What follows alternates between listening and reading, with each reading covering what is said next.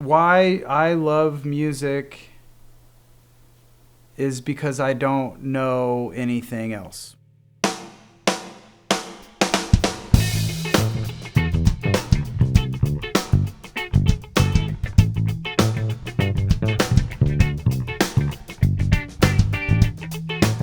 My name's Brandon Draper. I'm a professor here at the University of Kansas where I teach drum set, audio production.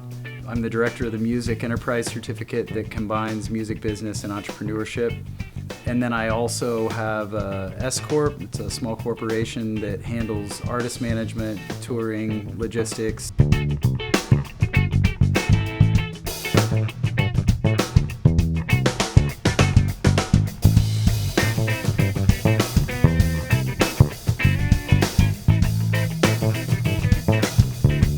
I was born into a musical family where my dad was a musician and toured, and half of our home was a recording studio / rehearsal space. I was thumping in the crib. Like when I was a baby, I would thump, and I don't remember not playing drums. I've always done that. And my lessons through age 5 to 18 were drum set, snare drum, timpani, marimba, xylophone, eventually getting into congas, djembe, all, world percussion, darbuka, frame drums.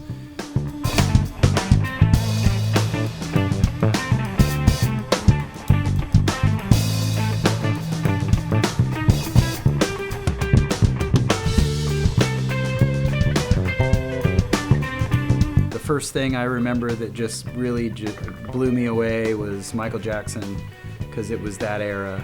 And I took a couple boom boxes and I recorded Michael Jackson's Beat It from one boom box to the other on a blank cassette. And then I did that like 5 or 6 times, and then I went and sat on the porch with all these cassettes that had one song on it, had Michael Jackson's Beat It. And I did all this before Mom and Dad came home from work that day. And Mom came home and I'm sitting on the porch and she's like, "What are you doing?" I said, Joe across the street has a lemonade stand, so there's no sense in having a lemonade stand because he's got one there, so I'm selling Michael Jackson. Like, people would want to buy that, right? And Mom's like, "Well, your dad's not going to be happy you used his tapes." Dad came home, and I think Dad was kind of tickled that I came up with that idea. He wasn't mad that I used the tapes so much, but he explained to me that I can't sell that music because it's owned by someone else.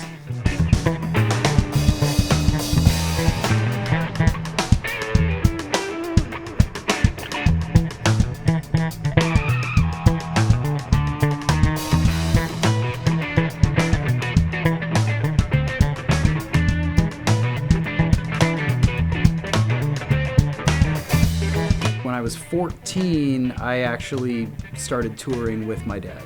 And then I got hired to play with Otmar Liebert, who's a Grammy-nominated, multiple nominated flamenco guitarist. And that kind of touring, to not go into too much detail, but give an idea. So you wake up in your bunk, you get out, you go into the front lounge, and you see a piece of paper that says, "You're in Phoenix, Arizona. Today is Thursday.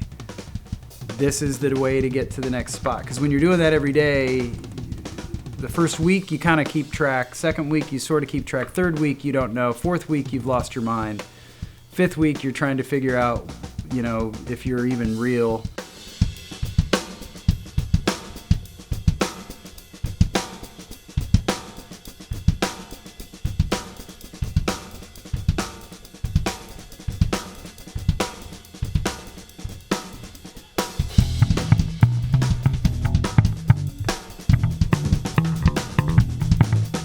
I do this kids program with my wife called Drum Safari. The way the Drum Safari works is we take kids on an imaginary safari. They're all seated, I'm standing up in front of them, and we're going to Africa, and we're gonna see, and I pull up a poster of an elephant, and I said, "It's really big and it's great, what is it?" And they say, "It's an elephant." I said, "What does an elephant do with their feet?" And they say, "Stomp." And I say, "Elephant, stomp, stomp." And they get them chanting, "Elephant, stomp, stomp." And then there's 4 other animals, they learn all these different little chants.